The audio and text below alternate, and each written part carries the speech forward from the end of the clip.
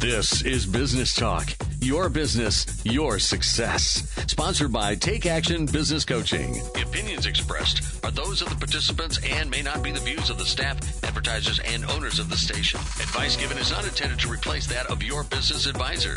Now, let's get down to talking about your business, your success. This is Business Talk. All right. Good afternoon, Peg. Good afternoon. Here we go again. It's wonderful to be back. It is. Pete and I have been gone for a wonderful global trip in Australia and Fiji. Yep. And we have a lot of learnings to share with you. Yeah, we are part of a global organization, Action Coach, and there are somewhere between 800 and 900 coaches around the world, and we get together once a year as a North American organization, and usually it's in some warm, sunny place, and then we get together once a year as a global organization, and this year it was in Australia. Yes, near the Great Barrier Reef. And we're business and executive coaches. Mm-hmm. And what we do is we help businesses. You know what? It was interesting. I was with a client yesterday, Pete, and I was talking and I said, our vision is all about, if you say, what are we here to do? Right. It's about changing lives one business at a time. Absolutely. And that's the business owners' lives, the business owners' employees' lives, right, and all of their families, right? And that's our vision. And how we do that is through education, right, training, accountability, and implementation of strategies and actions that help you get to the next level, whatever level that is. Yeah, and we've started a lot of new clients over the last few weeks, Peg. I mean, this last month, if you agree, has been very we have. Heavy Absolutely. With respect to starting new clients. Yes. And the other day I was talking to one of our new clients, and it's a very successful business already. It's just, he wants this one part of his organization to get somewhere faster. And I said, that's exactly what we're for, is to help you get where you want to go anyway, faster. That's it. Absolutely. That's what we do. So today's topics, what we're going to do, as we always do, is share some good news.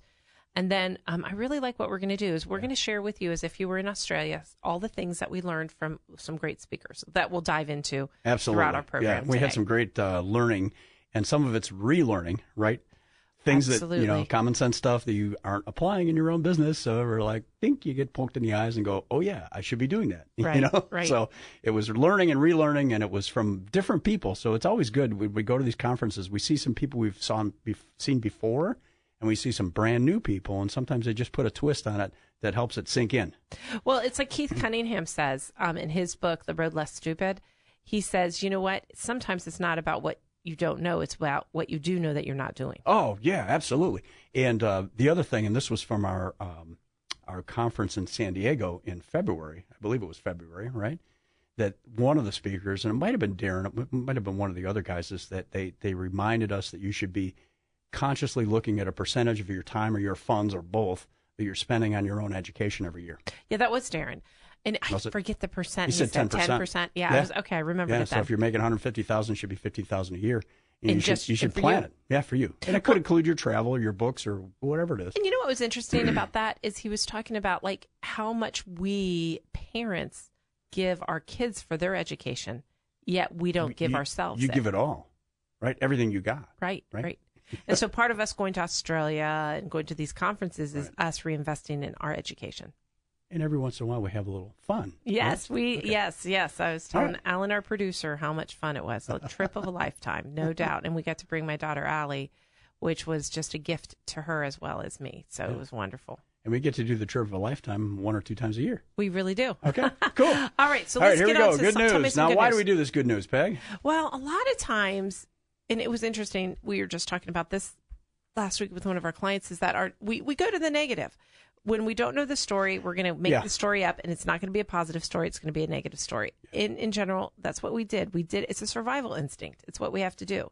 What we want to do is protect yourself. Protect yourself. Right. We want to concentrate on what's going great with the world because that's how we want to start things. And there are some great things going on with the world. Jobless rate hits a 50-year low. Wow. That's pretty good. And the thing about that, what we're running into is making sure that onboarding is great. Because when you get somebody, you want to keep them. You don't want people to be stealing your people because right now, everybody has a job. Pretty much. Almost everybody. Yeah, almost everybody. And the flip side of that with our businesses, it is challenging to find people. And we are encouraging our clients to always be looking for people, just constantly. You have to be looking for people. In fact, that was a message I had with 2 clients this past week. I said, you are always hiring. You're going to create a systematic way where you're interviewing. You're creating a systematic way where you're picking people. And if you don't have the position open, you're putting them in your file so that when you have the position open, you're going to call them. Awesome. That's good. And I was sitting with another client with a group of people. This gentleman had a team meeting. And after we got out of the meeting, we recapped and talked about some things. He did an excellent meeting. The only thing I suggested to him, and this is somebody my age, Peg, with a bunch of men. They're service guys that are out in the field that have been doing it for years. I said, one thing is you might consider adding music at the beginning and the end. Right. Adds and energy. He's thinking about it. He didn't say no. He just said, adds energy. I'll think about that. And then the other one was, hey, the average age of these guys is in the early 50s. Right. A couple guys are 60, so. Exactly. Okay. So anyway. That's interesting, though. Yeah. But, the meetings, it is important because, like, when just back to your point, when you're holding a meeting, I want to say that because I've had this happen with 2 clients as well. One is adding music might be uncomfortable for you, but it actually adds energy. It's a no-brainer. Absolutely. And then also starting with what we call a whiffle, which is what I feel like expressing. It's an acronym for allowing a moment of what's on the top of your mind. Right. It makes a meeting start out. Get it off your chest kind of thing. Right. It makes the meeting start out really well. The other thing this gentleman did is he was positive throughout, but he also brought donuts, which I think motivation through food, that's very powerful stuff. Hi. That is really good. Yeah. So the other piece of good news, couple pieces here, consumer spending lifts retailers. Now, we all have heard in the past, let's say 8 years, big box retailers, big chains, they're hurting and all this kind of stuff.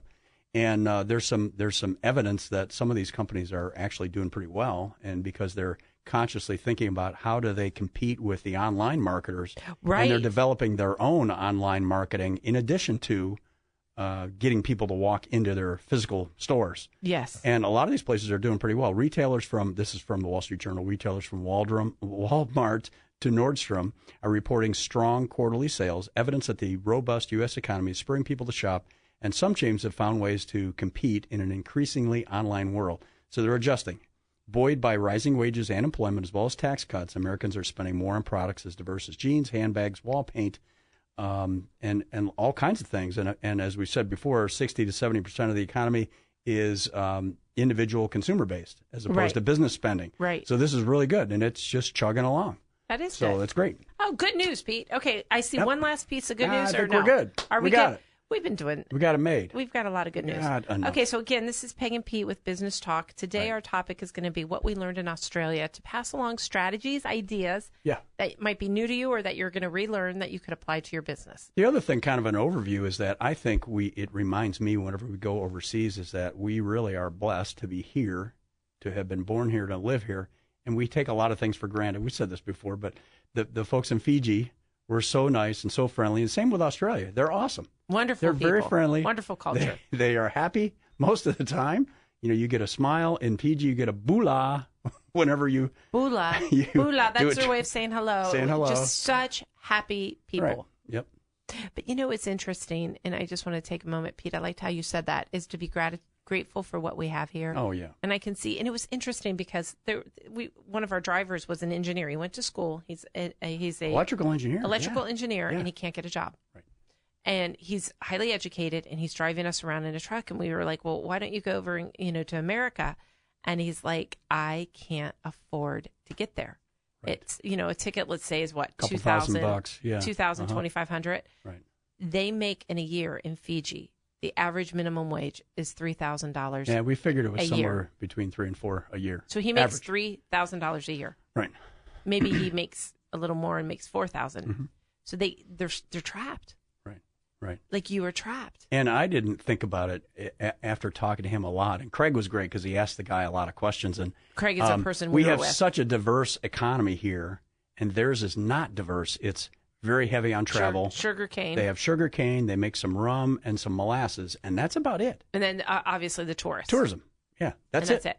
And our economy is we've got so many things going on at once, which is really good for us as business owners. We've got all kinds of opportunities. And we just have to figure out what's our niche and how do we help our customers. But I think it re-energized us coming back here to say, hey, clients, America's let's great. go. We got it made. Let's make it even better. And let's be thankful every day for what we have. Absolutely. And it was funny. I was at the grocery store the other day, and I was getting a yellow pepper. Oh, yeah. In Fiji, a pepper was $16? It was $8 in... Yeah, it was $8. Or was it $8 and then $4? And because of the exchange rate, it would only be $4. That was it. It was $8. Yeah. $8 for one pepper. One green pepper was $8. And you know what? We just need to take a moment to be grateful for what we have. Right. So when we return, Pete, we're going to dive into some of our speakers in Australia and the strategies that we've got. Yeah, some of the lessons we got from these folks. We got to hear from Chris Voss. Right. Chris Voss, an Olympian. And Carrie, and she was an Australian beach volleyball gold medalist, right? Yes, we want to tell you some of our learnings from her. And Brad Sugars, of course. Of course, yes, who's always fine. So when we return, we'll dive into this.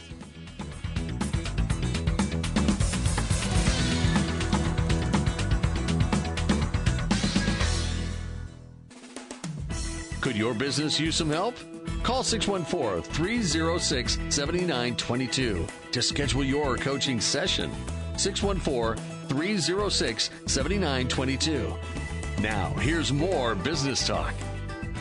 All right, so we're talking about our trip to Australia, and we have a global conference every year. It's always in a different place. This coming year, it's going to be, or next year, in 19, it's going to be in Scotland, right? In Scotland, right. Which will be cool. And this year it was in Australia. And it was up in the area, it was Hamilton Island, but it's close to the Great Barrier Reef.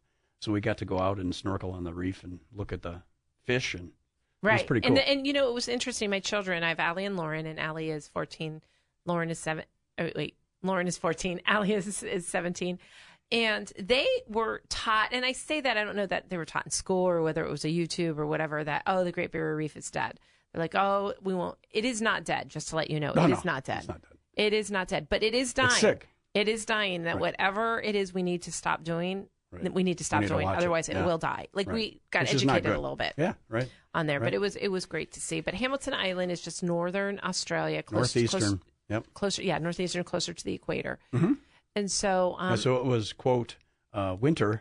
It was winter. Oh, my But gosh. It wasn't cold ever. I just have to tell you, because it just blew my mind away. So we're in Sydney, right? And Sydney was 71 degrees. Right. 71, 72 degrees. In the evening, right? In the evening. Yeah. And that, for us, would be shorts, right? I mean, we would wear shorts and a T-shirt. They, and I'm not over-exaggerating, were wearing winter coats. Yep. Fur coats. And scarves. Fur coats. And scarves. Wool scarves. And boots. And it was their winter. And it was amazing, because here we are walking around in shorts, and Allie's like, gosh, I have she had a cute little top off the shoulders with a skirt. Yeah. And there was a person with a fur coat next to her. There's nobody dressed like her. No. It was interesting. Well, yeah. And the other thing, I think in Sydney, they're very fashion conscious. Oh, yeah. It's a so nice they city. Dress up. Oh, Sydney is a wonderful city. What a neat city. But anyway, that was kind of interesting. Okay, so our first speaker was Chris Voss, who we've talked about before, and we've actually interviewed on this show before. And he wrote a book called... Never Split the Difference, Negotiating Like Your Life Depends on It. Because he was an FBI agent for many years, over 20 years, and started out as a cop in Kansas City and became an FBI agent and became the lead negotiator for their hostage rescue team, whatever that group is called. And he did it for a long time. And he told us some stories and talked about some things that we heard in San Diego as well. But one of the things that he reminded us of is that when we're across the table with someone, and it could be a supplier of yours, it could be a potential customer, it could be a business partner or somebody you want to do some business with, is you've got to build a relationship. It sounds like common sense, but to go in all blustery and throw your cards down on the table and get rough with somebody usually is bad. Well, and we haven't told you this story before, but I want to take that and how he applied it. So he put up a picture of a guy in the Philippines, and this guy looks like a movie star that you would star in. He's got glasses like on. Like an action movie. He's got, like an action movie, bad guy. Yeah. And he's got guns on either side. And he said, this guy is a killer. He kidnaps, he rapes, and he kills. And he's really super, super bad guy. Like, you write movies about this guy, right? Right. And he goes, and he had kidnapped someone. And my job is to negotiate with him. He's an American citizen. Right. Yeah. American citizen. Yeah. He goes, my job is to help negotiate with him. And so... and he showed the pictures of these actual guys. This actually happened. Actual guys. And see, this guy, it was interesting. I'm going to cut to the chase, but based on that relationship. So he was teaching, actually, Chris was teaching the negotiator who was Philippine. And how to negotiate. Yeah, this Philippine general was in charge, and Chris was helping that general negotiate with this bad guy. Right. It was really interesting. And when he walked in, he goes, the first thing you're going to do is you're going to listen to him, and you're going to create a relationship. And this general is like, no way, no way, no way. I hate him. I hate this man. I hate this man. Right. And he's like, you're not going to get anywhere unless you do it. So anyway, long story about, he told the story about it, but this general got the relationship with this bad guy. Right. And at the very end, I'm hopping to the end, but at the very end, they did get the American out. Because what they did, it was interesting. They stalled. They created appointments and held appointments and listened and said, okay, let me see what I can do. And in the end, they got the American out. And so the bad guy ends up calling this general, after it's all over and says, have you gotten a promotion yet? And he says, well, why do you ask? And he says, well, because you know what? I was going to kill him. I had no intention of ever letting him go. Right. And it was. And he asked for a big pile of money in the beginning, too. Right. He got nothing. He got absolutely nothing. So it was just really interesting how, creating a relationship and listening and being empathetic and taking time, that's all the strategies and how that got him that person's life. And in a sales situation, it's building trust and building confidence and respecting each other. Right. And it's common sense, but to hear it in that context, it just helps you understand you got to apply it every day. If you're in a leadership position, you're in a sales position, you are negotiating with a big contract or something, you've got to work on building confidence and trust that the other party has in you all the time. It's common sense, but it's a good lesson to hear it again and again and again. And it's application with Chris Voss saving a life. So, I mean, we generally, most of you aren't saving lives, but we do want to get a business to move forward. So that was one good one. That was excellent. Anything else from Chris Voss? Any other nuggets? That one was good. I love that story. You want to get to the point where you can actually expose the truth, and you got to do it in a way that doesn't infuriate the other party, right? But you want to get the truth out on the table and be able to examine it with them. And the way and I'm just going to go back to that the way they started building the relationship. This is how it started. To your point of getting to the truth. So the general has to speak to the bad guy, and what he did is he goes, I'm going to recount what you're thinking. In other words, showing empathy, even for this killer, this rapist, this awful man, right? It was about showing empathy. You know what? You feel persecuted for a long time, like your grandfather's father and your grandfather's father. He was fighting a battle that had been, in his mind anyway, going on for 150 years, and he had been oppressed, and that's why he was doing what he was doing. And this general got him he got him to say that out loud, to where the two of them agreed on why he was so upset. He didn't condone his actions. He just said, this is how you feel. The general did. And then as soon as you hear, that's right. As soon as you hear the other party go, that's right. That's when you know you've created a connection. So getting to that's right, it means you've really connected. And that's how you build the relationship. So looking at negotiation and what are your connections? And this means with your employees. This is with everyone, even your children. And periodically summarizing their thoughts, their feelings, especially the bad things that they're feeling. If you can mirror that back to the person you're talking with, you're more likely to help them trust you and gain confidence in you. Wonderful. And his book, again, it's Never Split the Difference, Negotiate as if your life depended on it. It's very good. It's a good read.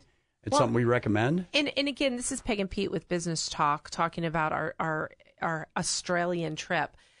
One of the things we do is we do have all of our radio shows archived. Even though you're listening to this live today, I want you to go to takeactionbusinesscoaching.com, takeactionbusinesscoaching.com, click on 98.9, right, and you'll see all of our archived radio shows. We have one there with Chris Voss. So if you want to hear more about negotiating, where he came on our show and talked about it. And again, it's a New York best-selling book. It's great. Yeah, he's an interesting guy. He really is. He's a real interesting guy. Yeah, and to paraphrase again what you said there briefly a couple of minutes ago, is that one of our goals in any kind of negotiation, high stakes or low stakes, is that we want to understand the other person's emotions and thoughts so thoroughly that you can describe them to them and they agree that, yeah, that's how I'm feeling. That's right. That's right. That's right. Yeah. That's right. Is that right? Yeah, that's right. As soon as you get it. Okay. Then you know you've got it, right? That's good. Okay. Yes. That is really good. Excellent. Are we done with Chris Voss? I think we are. Okay. And again, if anybody has questions, you can always give us a call at 614-306-7922. And if you're a business owner, you would like some help with propelling your business and making it grow faster, we'd be glad to help. Excellent. Okay. And how do we do that? Wait, Pete, so for those people who don't know, when you say how do we help, the first thing process? is just a 10 to 15-minute phone call and talk about where you are, where you'd like to be. And if it makes sense for us to have a more in-depth discussion, we'll do that. Mm-hmm. And if not, that's fine. Okay. Okay. All right. So now we're going to move on. Do you want to talk about Olympic gold? So we have pictures of us with a gold medal on, and this young lady, I don't remember the year. Was it 2000 that she won the gold medal? Well, it was for Australia. Yeah, for Australia. Oh, golly, what was an Australian beach volleyball player. Because it was 1996, I think, where she won bronze. Okay. So that would be 2000 where she won gold. And her story is really interesting. Her name is Carrie, and some of the things that she had to do. Yes. Well, she had a really bad injury before she became an Olympian, right? Right. I mean, that was one of the things that she overcame, which is kind of amazing. Well, because these people are, they're the best in the world, right? All countries in the world have to compete.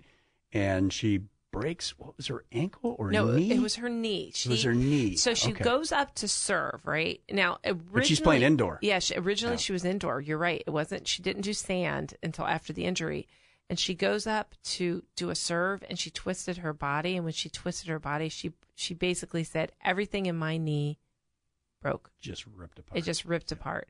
And it was interesting because she talks about that story and what, how we all have a lot of challenges. We all can fail often. Right. And the failures lead to great things, right? And at that moment of failure, and you might be in that listening saying, I feel like I've failed. I'm not where I want to be.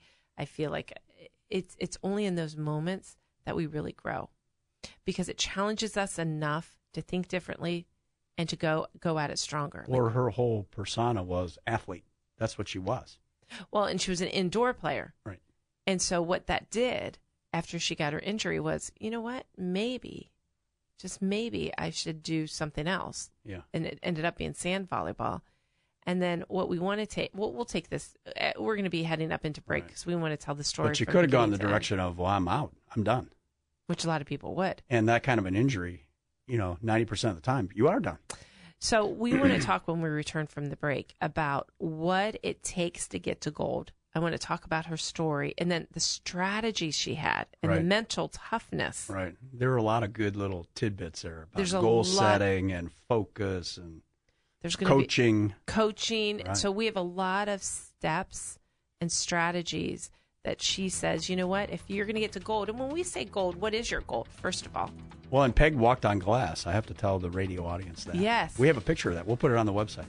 Yeah, we need to put that on the website. Yeah. Oh, yeah. Well, to go ahead and put that on the website. Pete walked on glass as well. It's all about mindset. So we walked. And it wasn't the party at the house last night. No. It was actually at this conference. Us walking through a lot of glass. It was amazing. Just like walking on hot coals, because it is with your mindset.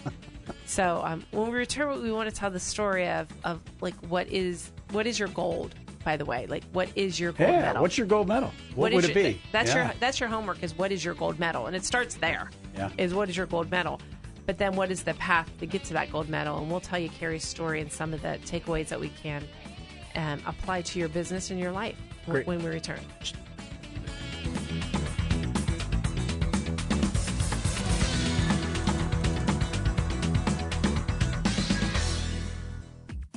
To learn more about today's topic, call 614-306-7922. Now, back to more business talk.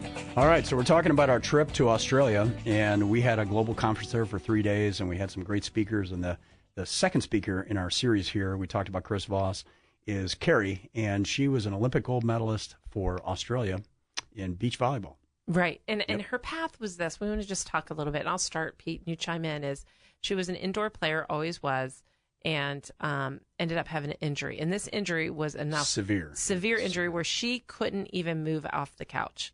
Oh, that's right. She was laying flat on her back for like 3 or 4 months. Yeah, right? She couldn't move at all. And then, she couldn't do anything for a year or two. It was that severe of an injury. And when I say couldn't do anything, I mean as far as playing volleyball. She could, she had to rehab her whole life. Right. So one of the first things she did, and I thought this was interesting, is at the time somebody gave her a volleyball. and they decided to write on the volleyball all her goals. And she said, and it was interesting, that path of writing your goals. And so I guess here's the number one thing we want you to do is first identify what your goal is. So she had put, I want to go to the Olympics. Or no, I'm sorry. Win a gold? That was later. But I mean, the first thing was, I want to run. I want to jump. I want to move, if you remember that. Right. And I want to, and then she put dates next to it of when will I run again? When will I jump again? They passed the volleyball around the auditorium where we were in, the hotel. And on all the panels of the soccer ball, if you look at soccer or volleyball, there were these intermediate goals, like running for the first time or jumping for the first time or doing squats or, all these different physical challenges milestones that she had to reach in order to get to her ultimate goal. Which it was interesting. So as you're looking at your plan, most times when we're in businesses, we don't see a plan. We don't have a plan. Right.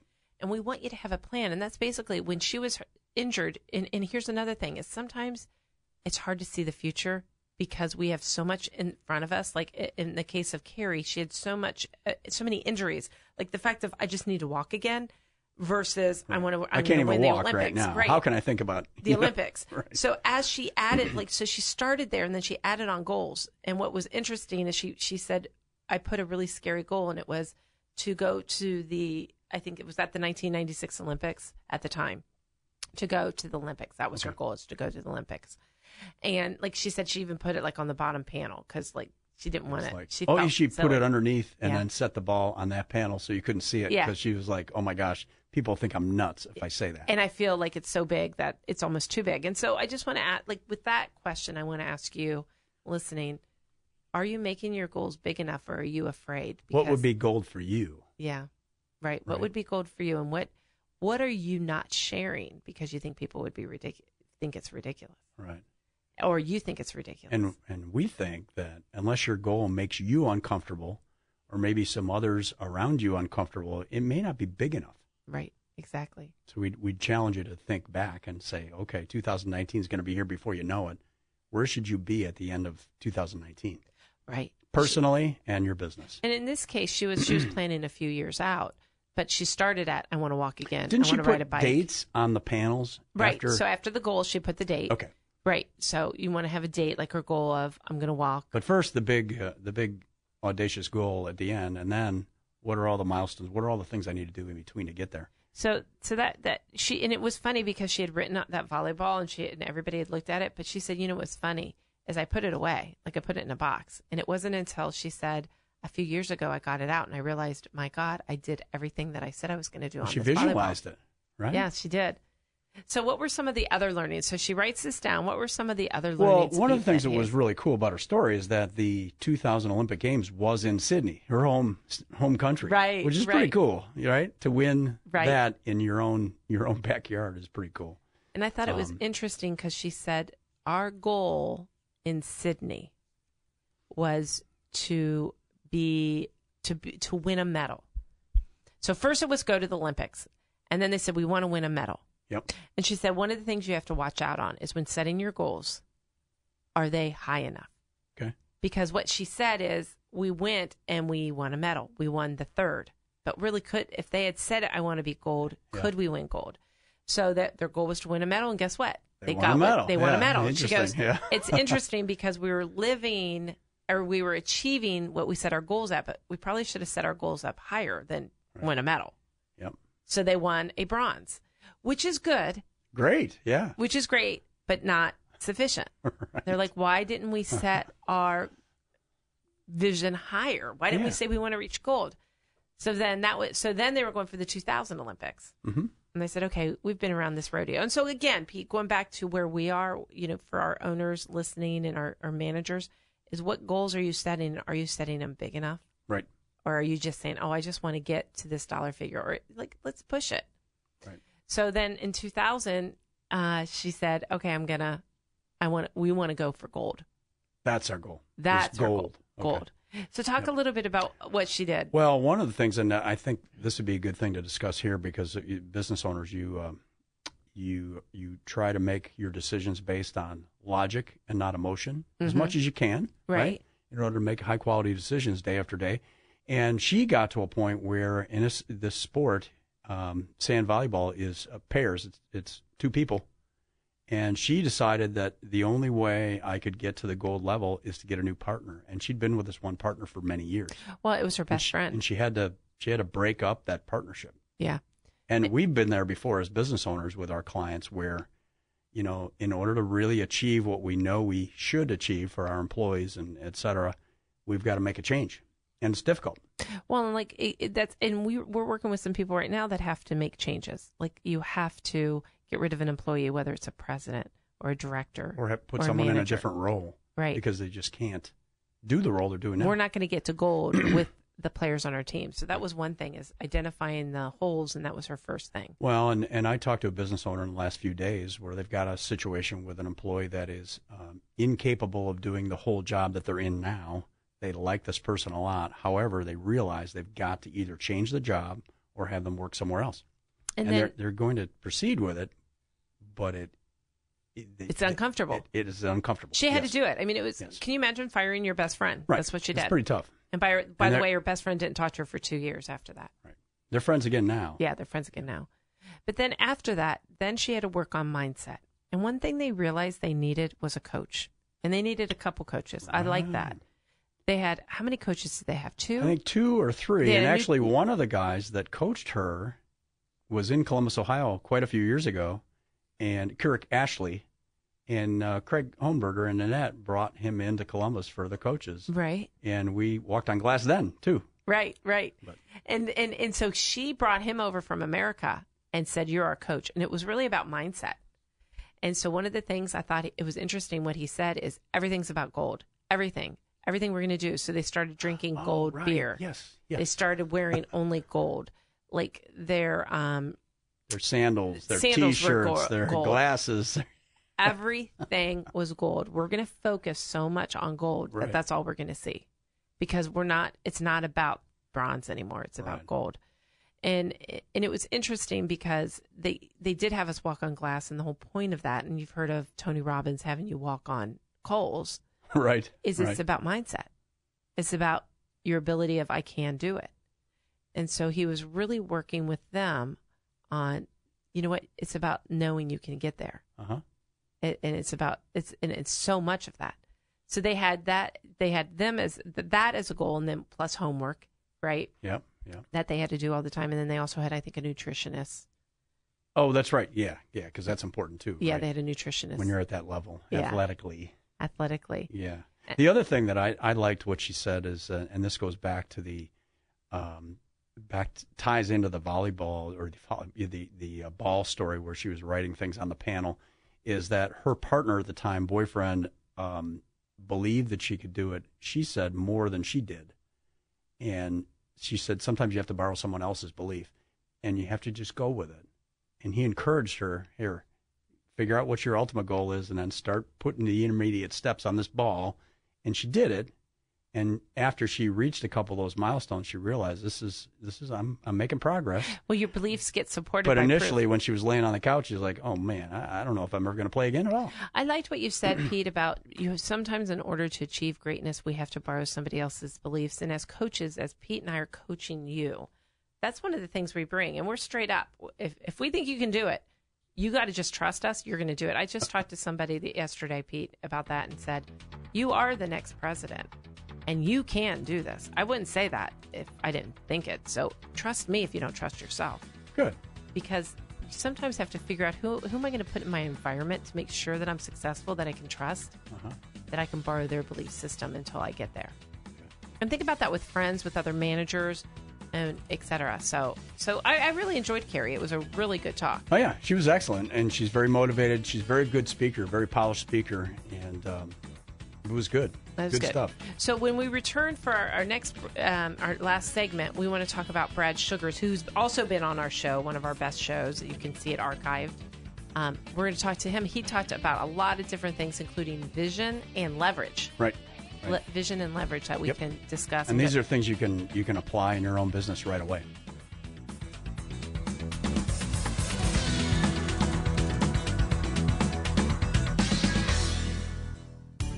Could your business use some help? Call 614-306-7922 to schedule your coaching session. 614-306-7922.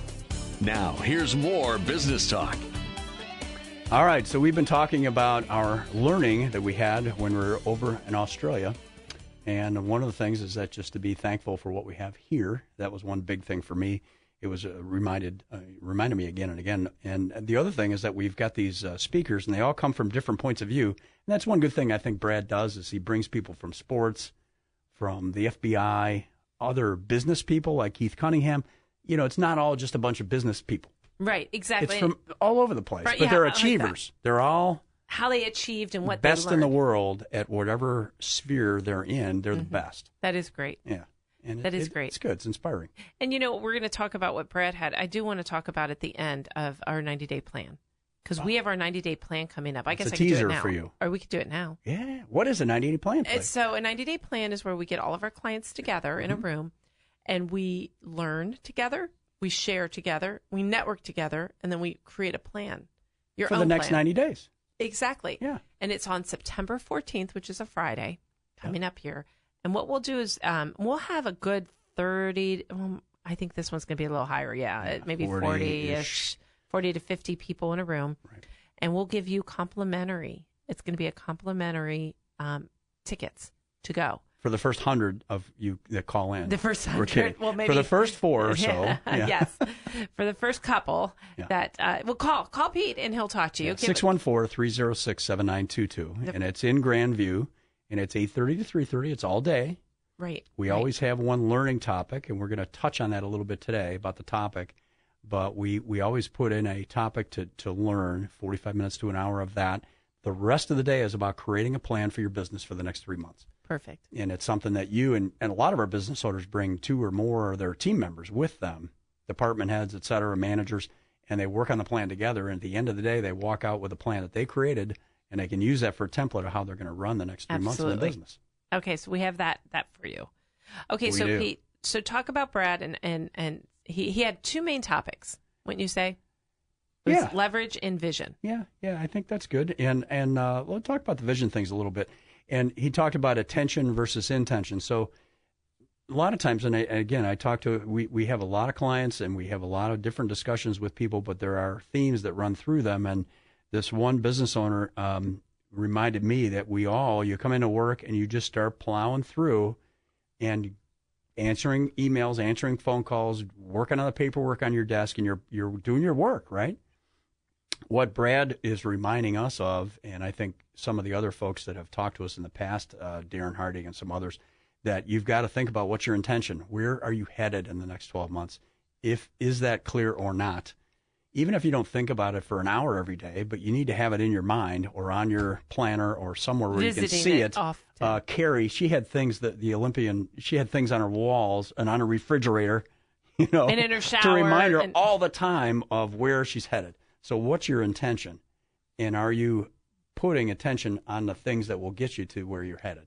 Well, and it was interesting because after we got back from conference, because we've been back for this week, and I did ask all the business owners, and I guess managers and business owners as you're listening, how often are you sharing your vision? Oh, that's great, because my next note here, we took notes at this thing, is how often are you clarifying and sharing your vision, or sharing and clarifying? Because a lot of times you have it real clear in your head. All you business owners, you created something out of nothing in a lot of cases. How do you communicate that? You've got to communicate it to your team, and if you do, it creates leverage for you. Well, and that's like I liked what you said, clarity. And as soon as Brad talked about that, I thought, golly, it is true. We work on vision statements, but how often are we visiting it?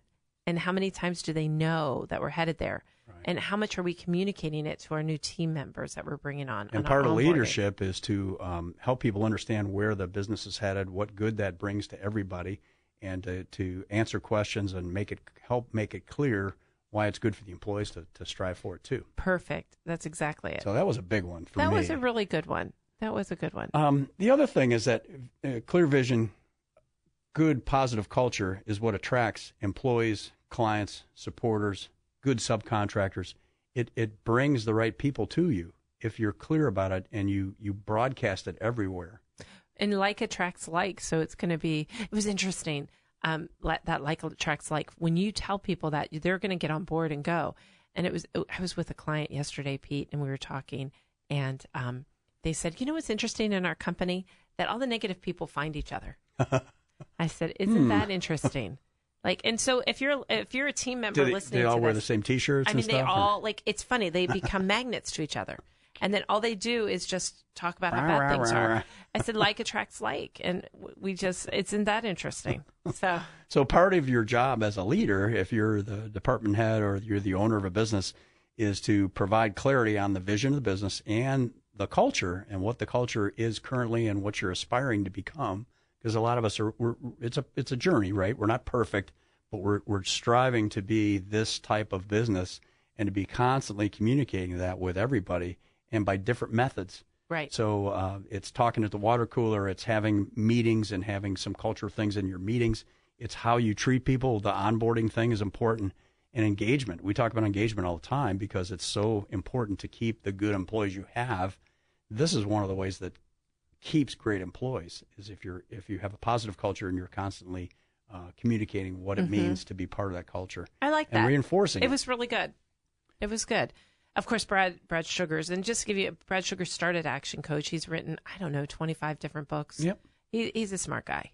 And so his messaging was good. And then as we're wrapping up here, Pete, let's talk about our last one, our last topic that Brad Sugars talked about. Oh, the leverage about. Topic. Yeah, and this is a good one. This is good. He's been around the block a few times, and he's got a really interesting take on a lot of things. And he said, okay, these are the best coaches in the world sitting in this room. Right. We're the best people. Best coaches 80 in the world. countries, the people that go to this conference. And the coaches there are working with thousands of businesses. And we're in now 79 countries. I think that's right. 79 countries. So it's all over the place. And some of these countries are growing rapidly, like Vietnam and England. China. They're just adding coaches like crazy. Yeah. Because there's a huge need out there. But what he did is he said, okay, guys, take a piece of paper and write down 4 things. So we want you to write this down. And you can do this unless you're driving. Don't do it. Yes. If you are driving, you can go to our website at takeactionbusinesscoaching.com. Takeactionbusinesscoaching.com. Right. Click on 98.9 and then understand that we have all of our shows archived. So you know that you can go back, circle back to this show, and it'll be labeled our trip to Australia. Or Global Conference. Global Australia. Conference. Alan, check. Okay. Global. Okay. There what you we go. learned in all Australia. Right. Thank you, Alan. That's wonderful. Right. Okay, so go ahead and go through this exercise. So one of the things is financial, and we'll talk about those. So you have to write 4 things down. Yeah, right? 4 things down. One of them is financial. Second one is systems. Third one is marketing. And the last one is people, including yourself. Right. Your people and you, Right. So there's a couple pieces to that. And what he did is he put this up on the board and he said, okay, you're doing this with your clients, you're doing this with yourself. Here's the 4 areas. Then I want you to rank yourself 0 to 10 on how you're doing with respect to leverage. He's actually had you, and I like this. Negative. I got a negative down here. I liked it. It was a negative 10. That's kind of funny. It was a negative 10 to a plus 10, and then put 0 in the middle. That's right. Yeah. I like that. You're right. So it was negative 10 scale to 0 to positive 10. So rank yourself in terms of how leveraged are you? And even the financial one could be broken personal and business. So we should do that too. But talk about business for a minute. One of the easy ones is your average collection period. How quickly are your clients paying you? And it's easy to calculate that. Let's say they're paying you in 60 days on average. Is that a good thing or a bad thing? Could we get it to 30 days? I would call that, if that was the case, if my terms were 10 days and they're paying me in 60, I'm giving myself a -8 or a -9. It's all about leveraging. I'm the your bank money. for my clients, right? That's a good one. And we find this with companies all the time. They're working hard. They know they've done the work. They sent the bill to their trusted customer. They know they're going to pay them eventually. And the customers do pay them eventually. But in the meantime, they've got $1.5 million. And this has actually happened within the last few months. $1.5 million out there that could be collected. And we had one company that a few months ago was there, and now they're down to $700,000. They put $800,000 in their bank account by just asking people to do what they said they were going to do. Well, and to your point is, as you're going through this exercise, we want you to think of different strategies. See how Pete's looking at different strategies on how, if I'm a -7, how do I get to a -5 or a 1 or even positive a 0 7, yeah. or a +7? Obviously, we want you to take steps, but you want to write down 3 strategies on how you're going to get that changed. Right. And so then give us an example about systems. Is that the next one? Systems, yeah, that's a great one. And a system could be, and a simple one could be, how do you answer the phone? Right. We've got a business we're working with now. They've got 3 customer service reps. Do they do it in a similar way? I have one that his homework is look at your onboarding system and see if it's being followed.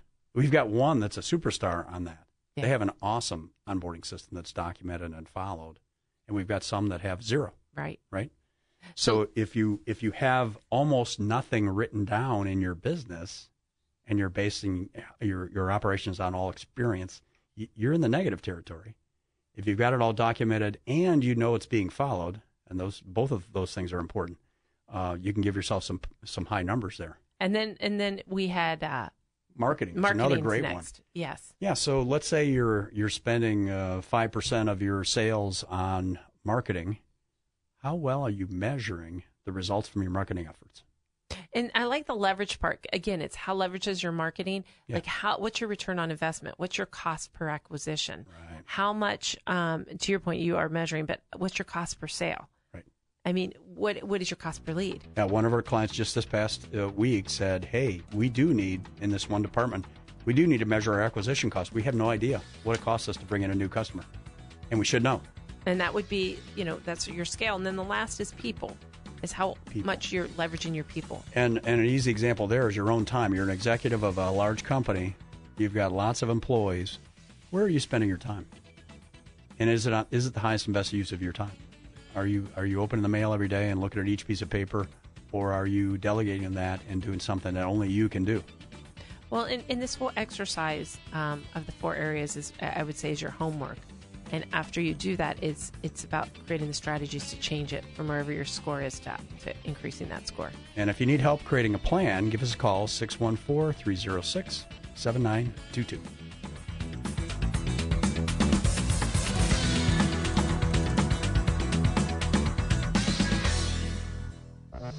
This has been Business Talk, your business, your success. Sponsored by Take Action Business Coaching. The opinions expressed were those of the participants and may not be the views of the staff, advertisers, and owners of the station. Advice given was not intended to replace that of your business advisor. For more information about the topics discussed today, call 614-306-7922. 614-306-7922. Tune in next week at this time for more Business Talk, your business, your success.